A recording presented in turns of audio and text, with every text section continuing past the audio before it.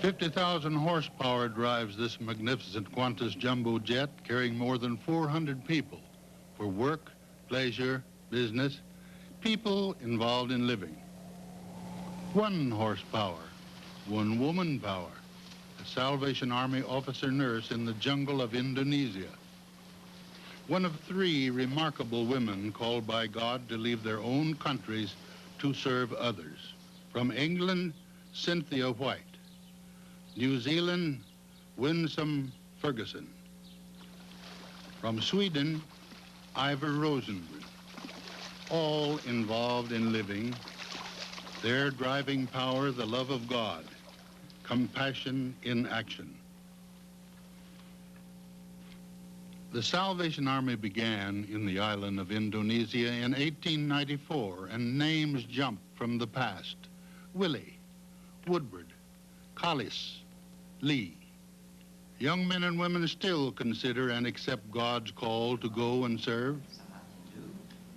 Each day at the training college in Jakarta, a list of officers' names is read and prayer offered for their support and guidance.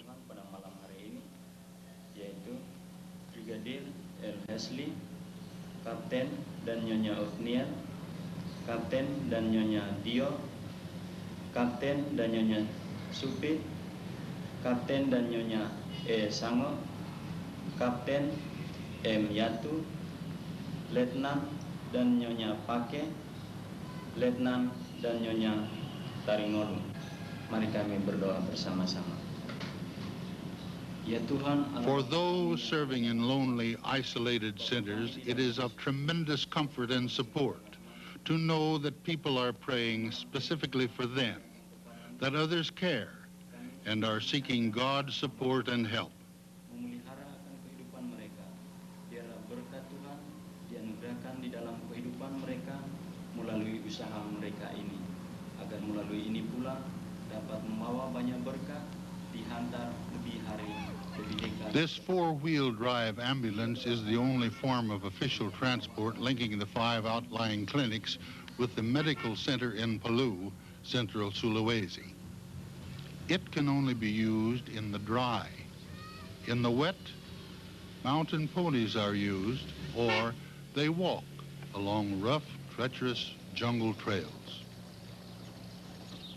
Thousands of people with tremendous needs and problems live in lonely, remote mountain villages. Captain Ivor Rosengren's clinic serves 13 villages. She welcomes the supportive visits of Major Ferguson. Busy just now?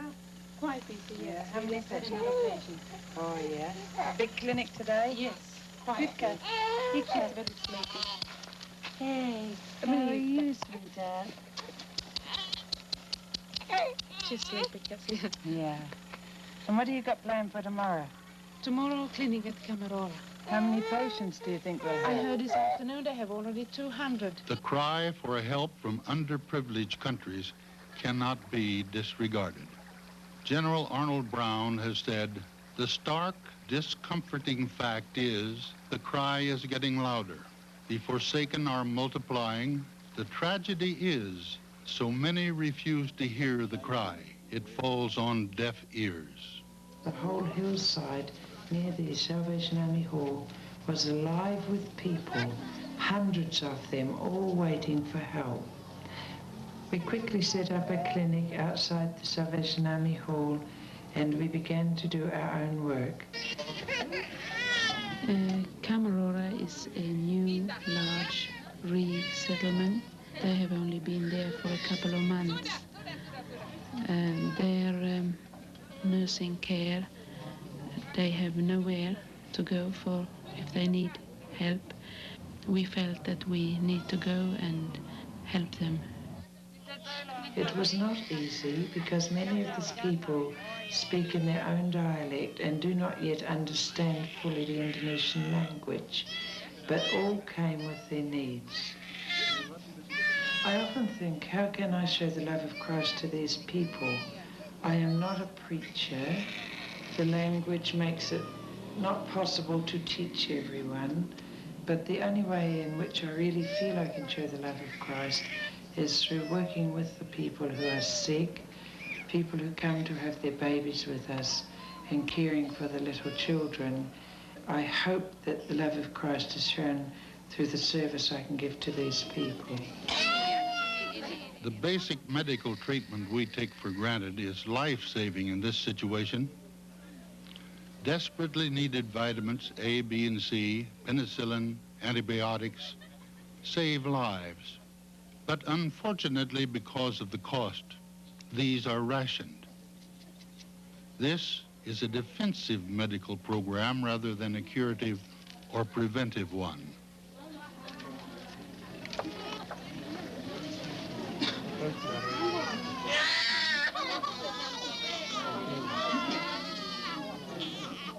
It is Salvation Army principle and practice that every program undertaken should be a self-help program.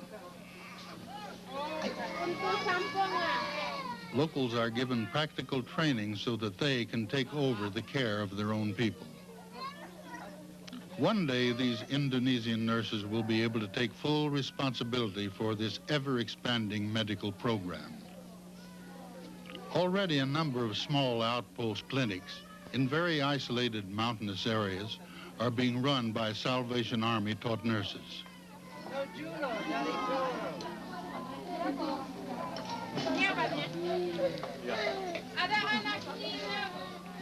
This self-help program of localization is working well with Indonesians taking over leadership in many aspects of Salvation Army work.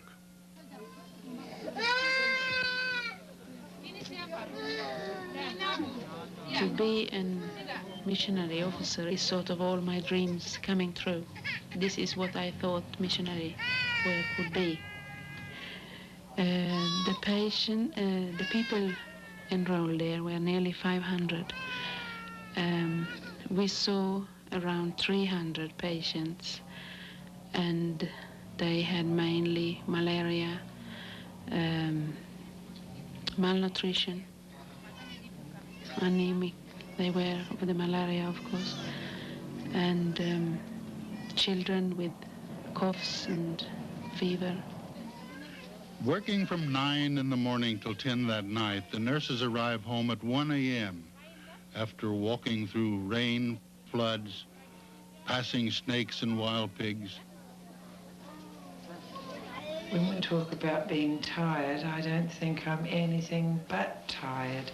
Our day starts early and often finishes late. Many times we do not even get to bed at night if the work demands that we should be around.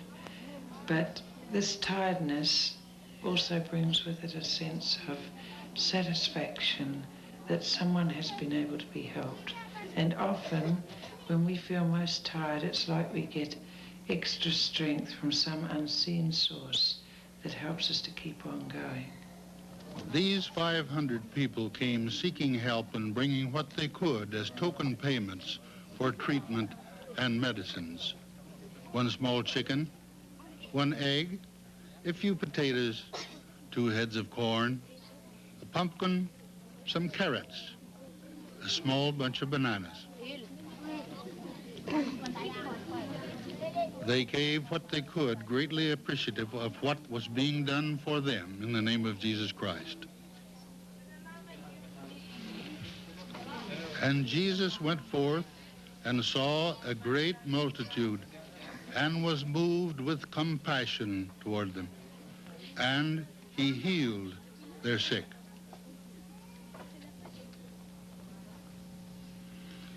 In the area where these nurses serve, there's a fine expression of evangelical work. This has always been of paramount importance in the Salvation Army. More than 350 Indonesian officers are actively engaged in bringing the gospel of Jesus Christ to their own people. Majors Victor and Rose Tondi are the divisional leaders in charge of 60 centers in this particular area. They exemplify the courage and dedication needed by Salvation Army officers.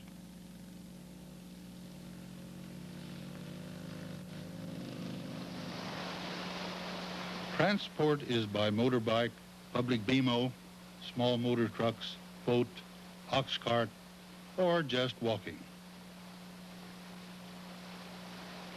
A normal trip for the Tondas takes up to 10 days, visiting 5 or 6 villages and Salvation Army Corps in the mountain areas. They conduct evangelical meetings, greet the people, and especially the children, inspect the books and property, share a meal, spend the night with the officers, and early next morning set off for the next village.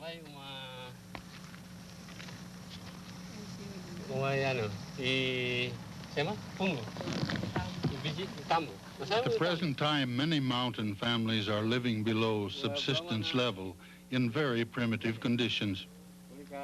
One of the great challenges confronting the Indonesian government is the resettlement of these people, lifting them from their traditional arid lands and relocating them in more fertile and productive areas. Unfortunately, this nation of 150 million people doesn't have adequate financial resources to fully cater for its expanding population. There is a thriving fishing industry in the coastal areas. Fishermen are always busy repairing their nets, preparing their boats for the next day or night's catch, on the beach, at the river mouth, at the sheltered bays, or out at sea. Indonesians are very industrious people and are willing to work even with the most primitive and simple tools.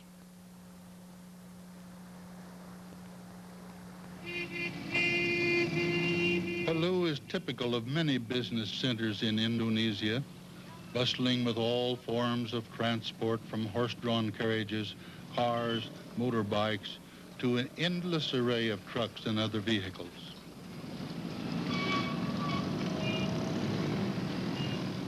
Life in a town like this is hard, yet the residents are happy, bright, and cheerful, and enjoy life.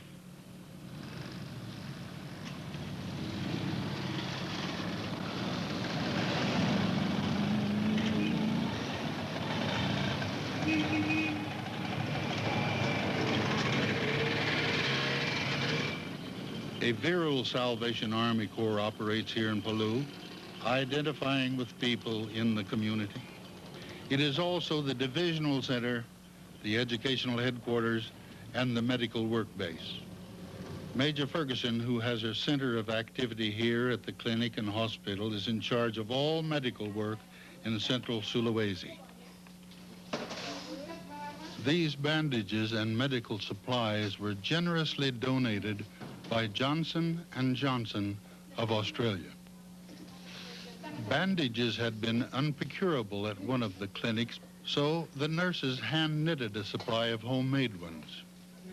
Each time the patients had their wounds dressed, they were given a small piece of soap. Every second day, they removed the bandage and washed it, redressing their wound with the same bandage. When they were finished with it, they would return the bandage to the clinic, where it was laundered and given to the next patient, again with a piece of soap. There was great joy and relief when the new supply was received. Supplies are only dispatched once a month, so absolute care must be exercised when ordering, packing, or transporting. Patients' lives can be endangered.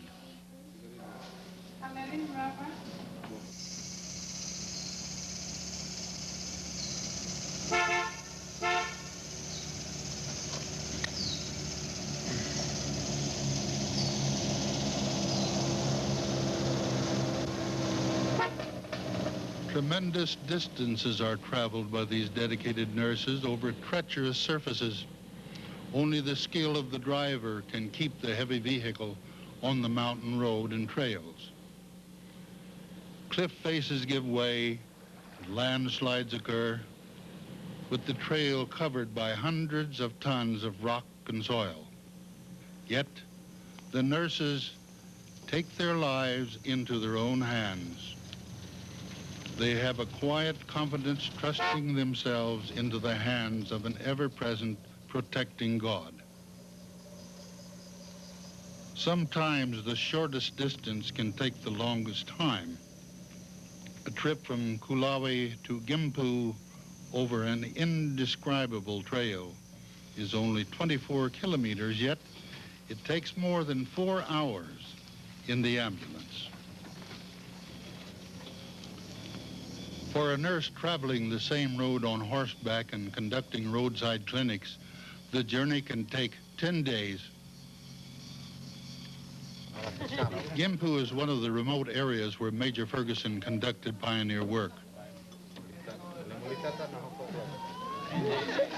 Because of the vast distance involved between Palu and Gimpu, her normal contact with the Indonesian Salvationist midwife is by radio telephone.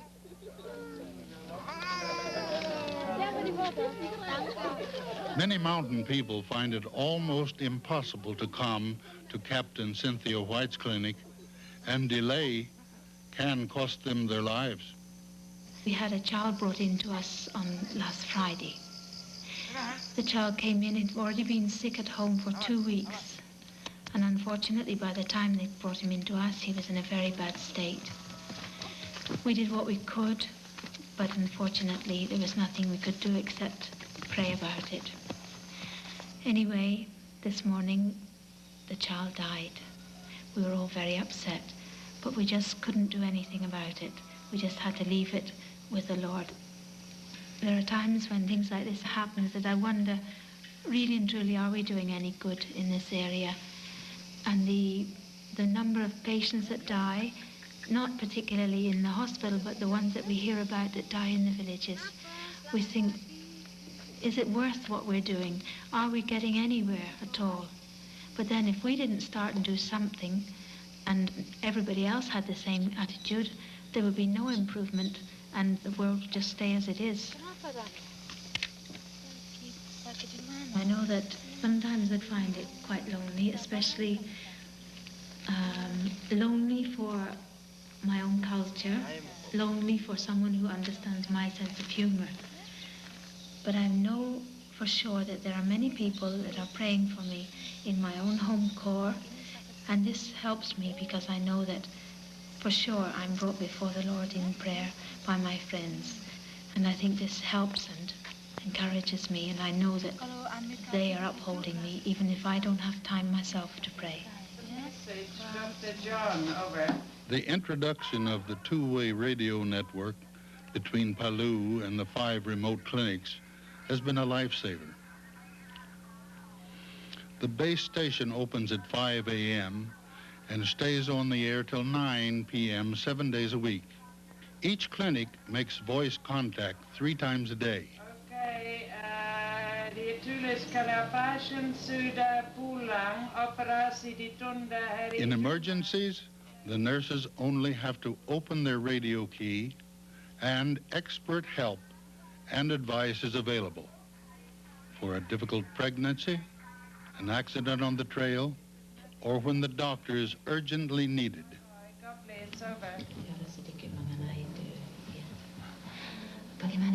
The Salvation Army's only surgical clinic in central Sulawesi is at Kulawe. Outstanding work is carried out with inadequate facilities and instruments. At first I was very frightened, and then I became more and more to rely on God, and I realized just how much He was with me in my work here, and that now when we get difficult patients, although at first you tend to panic and to think, oh, what am I going to do? I always get that assurance within me that, yes, God is going to guide us, and God will use our hands, and God will use whatever medicines that we give to the patients in order to help them according to His will. This is what the operation was really like. The pre-op scrub-up is a very simple affair. Normal lighting is a fisherman's torch. There is no electrical power, no oxygen, or resuscitation equipment. Yet God, in His wonderful way, guides the hand of the surgeon, and many difficult operations are performed successfully. It is always a tragedy when an innocent child is hurt or harmed. Nothing these nurses can do will stop accidents happening. Nothing they can do will slow down the growing demands of people who reach out to them from the extremity of their need and suffering. All they can do is make themselves and their God-given abilities available. Giving basic treatment with Christian love and understanding while they themselves reach out to God for guidance, strength, and wisdom. Accepting the great command of Jesus to go and make disciples in all nations, the Salvation Army is working in 83 countries. With their happy, relaxed form of worship, they seek to present a joyous expression of Christianity. The Salvationists seek to put the love of Jesus Christ into positive action, reaching out into the community with love, understanding, and practical help. To serve the present age my calling to fulfill, oh, may it all my powers engage to do my Master's will. Dr. Wilhelm Willi came to Indonesia and saved the sight of hundreds of people. Little Mother Major Enid Lee from Australia trekked through the virgin jungle as an officer nurse for more than 30 years. An English couple, Lieutenant Colonel and Mrs. Leonard Woodward, walked the same jungle trails preaching the message of Jesus. And Commissioner Gladys Collis gave almost all her officership service to the people of Indonesia. Today, Croker, Hadgley, and Patapaloy are still involved in this life-giving ministry. The needs are enormous, the task unending, with awesome challenges and responsibilities. The love of God demands a complete dedication and offering. But whatever God's calling, it is fulfilling and satisfying. These women have given their lives in complete dedication and commitment to God and are motivated by His love. Their day starts before 5 a.m. and finishes late into the night, 7 days a week, and almost every night is disturbed. Yet they continue to give of themselves in love. They confidently trust God to give His sustaining grace, added strength, and peace.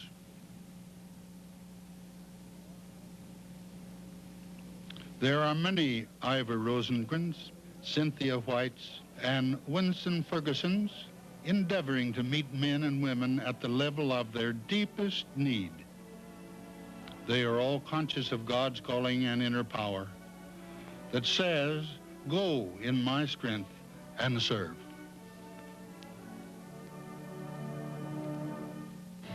This young Indonesian officer cadet is aware of the challenges that will confront him.